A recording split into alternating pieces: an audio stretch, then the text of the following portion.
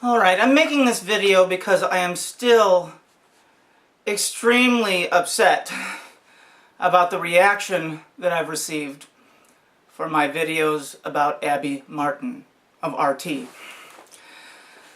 I've gotten such a backlash on this. I'm happy that I have followers.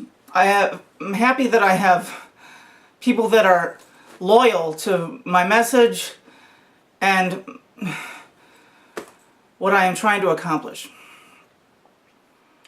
I am trying to be an absolute purist in a fight against media disinformation. And I'm always hopeful that somebody in the media world is real. You know, even if they got to play the game a little bit, so they can still be there, but wink wink, they're with us instead of them, even though they're getting paid by them. I've been on the hope that Abby Martin was that person. Everybody is leaving comments in my videos. I gotta delete them because they're just so insulting and just so... And the emails that I've gotten, and my close friends on YouTube are saying, look, you don't understand, she's one of them. Look at the purple backgrounds. You know, look at the episodes when she talks about Sandy Hook. Yeah, I see. I know what you're saying. And I was aware of her before, but I really didn't, you know, there's so much to read and so much to watch, you know, you miss things. And you know, I watched the Alana show. I liked her, and Abby basically took over for her when she went over to Huff. And Abby has her own show called Breaking the Set, where she's got that kind of creepy music and that intro where she slowly gets herself dolled up and takes a sledgehammer and breaks the television, with the message being, I'm different. I'm going to sledgehammer mainstream media BS. And her angle is dead center. She wants to destroy the right and the left. She does not want to be assigned to either side. She wants to talk about people as an open subject where it's not, you know, this against this, them against them. And that is just so appealing because that's what I want.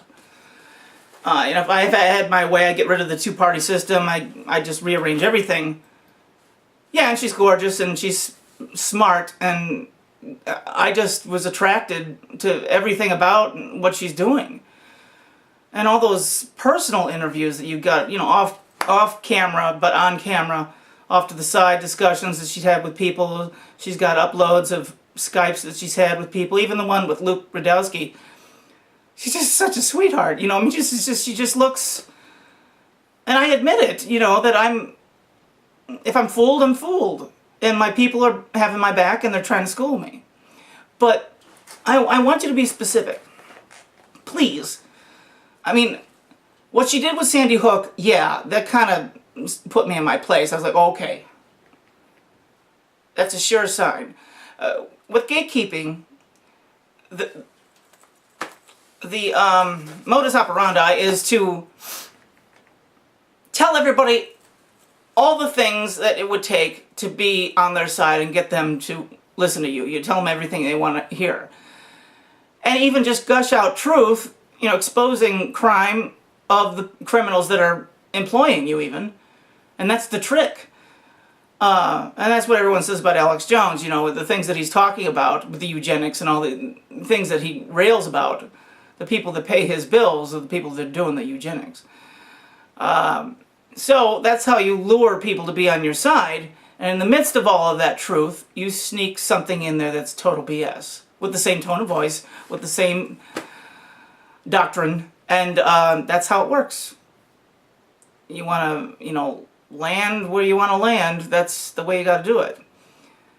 So she does something that's just completely opposed to her normal way of doing things, where she's suddenly telling anyone that is a skeptic of Sandy Hook that you're crazy and paranoid.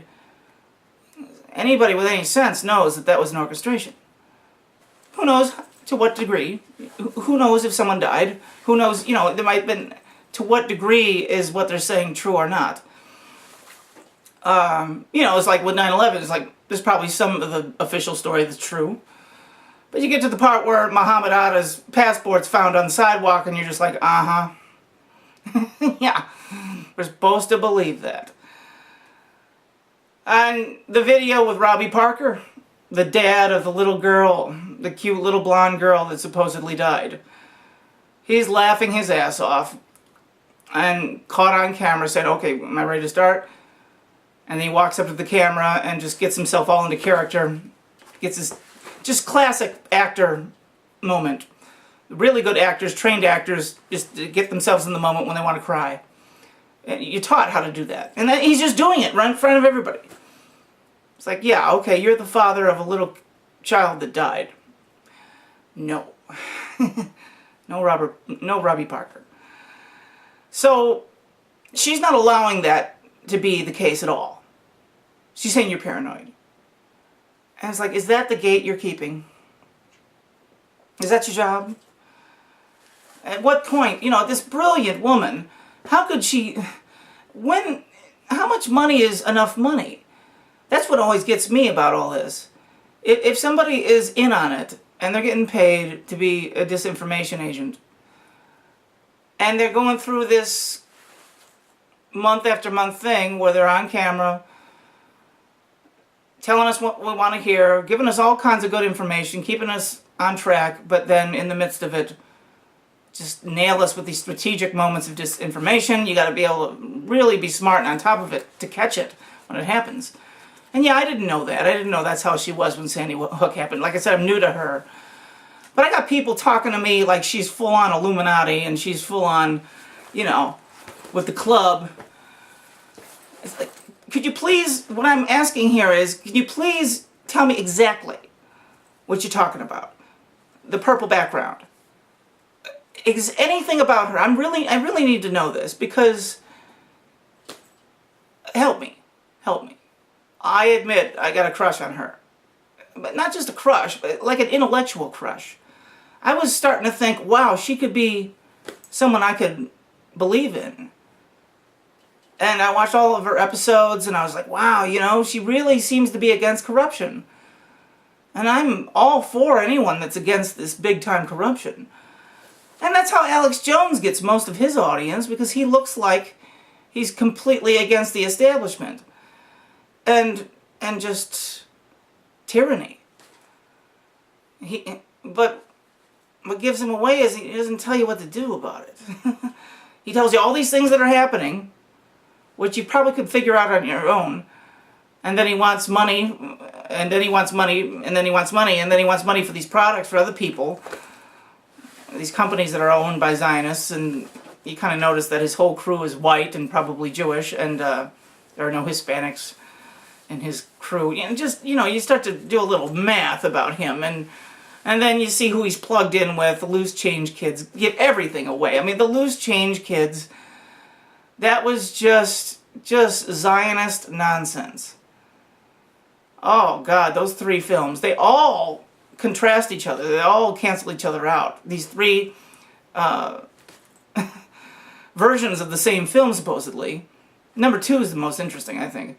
But then Alex Jones gets in there as executive producer. It's like, in what regard are you executive producer? You know, what are you talking about? You never hear Zionist, the word Zionism or Zionist in any of those Loose Change movies. They can't help not talking about Larry Silverstein and some of the key players, but they never, ever, ever touch on even it being a maybe. That's the Jewish cabal that was behind the whole thing. And I always admire Alex Jones initially. It just seems like he's got a stance against racism, and he won't go with racist, so he tries to talk about everything. When he says globalist, he's basically saying Zionist. He can't help it. Globalist. There's no such thing. You read the Talmud, the protocols of the learned elders of Zion. It's all point, boom, boom, boom. It's like what's happening now was all laid out 110 years ago. And he won't touch that. And that's amazing. I mean, at first I thought, okay, he doesn't want to be labeled racist. He doesn't want to even subscribe to racism, so he's going to just try to... It's too much. It's gone too far. When you got a picture of Barack Obama with David Axelrod whispering in this ear and Rahm Emanuel whispering in this ear, and then he appoints another Jewish man as his White House chief of staff, when another Jewish man is the spokesperson for the press for the White House, you know, when he appoints another Supreme Court justice who's Jewish, it's just, there's a little something to it. They're a small percentage of the population. Why is it never Hispanic? Why are they never black? Oh boy.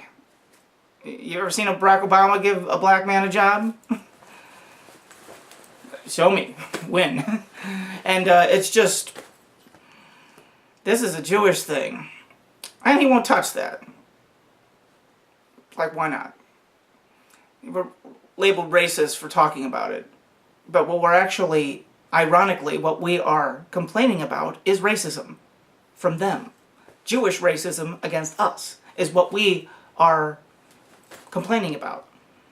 Yeah, I'm Jewish. But I'm not Jewish. You know, I don't practice Judaism, but racially, I'm a Jew. And this is a racial thing, what's going on. I believe Abby Martin is Jewish. She probably wouldn't admit it or anything, but I mean, I think racially, that's where she's coming from. It might be completely full-on, secretively, that's what she's all about, but I don't know.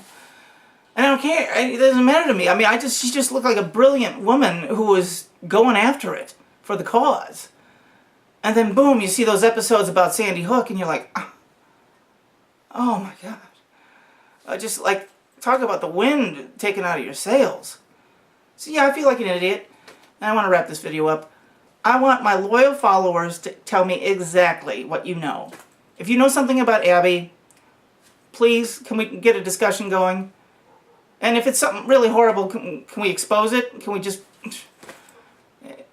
I wanted her to be on our side. And if she's against us, I'm going to be, like, angry. I want something done about this. So please, I'm going to keep going, harping on this because it's important to me.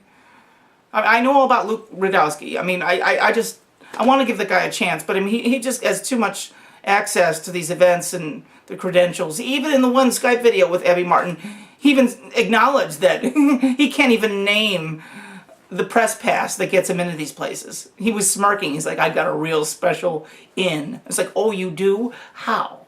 What are you talking about? What is your special credentials that you can't even name on camera? Yeah. Not to mention how much it costs to fly around the world like that.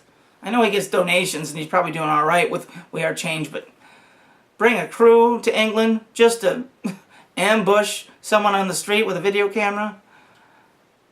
It's a lot of money just to do that. So, whatever's going on, I want to know.